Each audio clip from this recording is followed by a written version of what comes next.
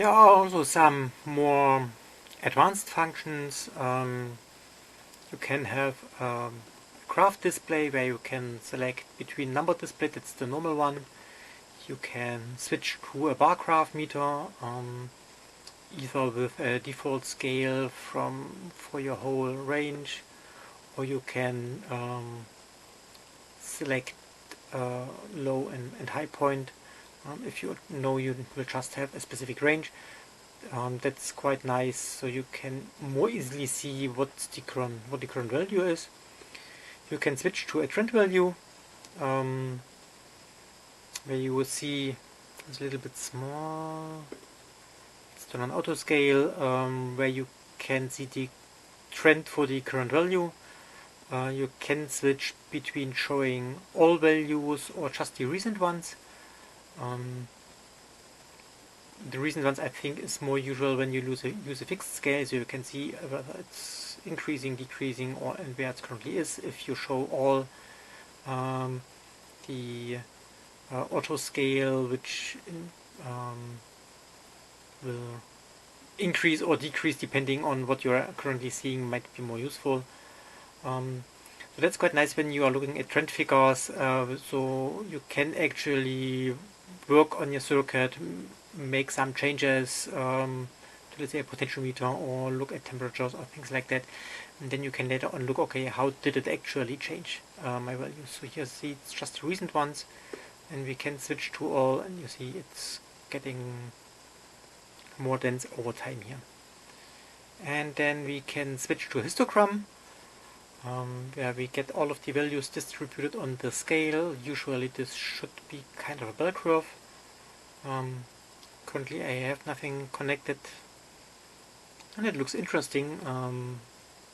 Seems to be centered around half a millivolt, and have some high and low values here.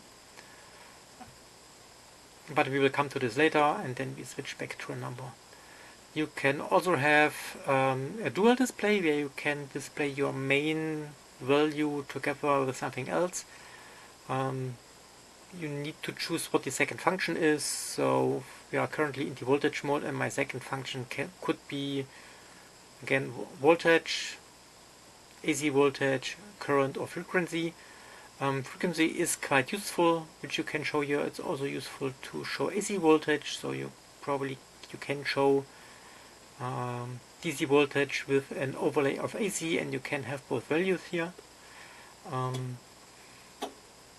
So you see the main value here, you see the AC value then here. But one thing to notice is you hear in the background that, again, switching between the different functions is done by a relay. So if you do this more often, you might wear out the relay, so it's probably better to not use that. Oh, come on. Okay, you turn it off by selecting again the function here. Switch to DC mode. We have here a run stop button, where you can stop measurement and just show the last measured voltage. That's your hold button. There is no data hold like some of the HLNs or fluke meters have. It's just manual here, and you press it again and you get new values. You can record values, either manual or automatically, and then recall them later on. You can save to USB, I think. There are some math functions. It's not really mathematics in the sense of you do calculations, but you can get some statistics. You can define limits. It's not off. And you get notified whenever your value is outside of these limits. And you can have dB values here. Utility, language, backlight, you can set the clock. I can get a system info, so that's the firmware, serial number, and so on. And port is the configuration for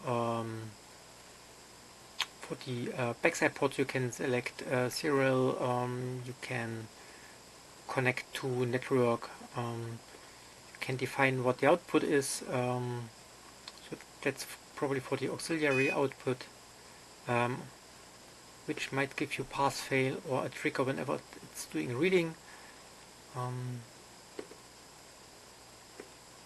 Yeah, and you connect to a local network, but that's also something that we will look at later on.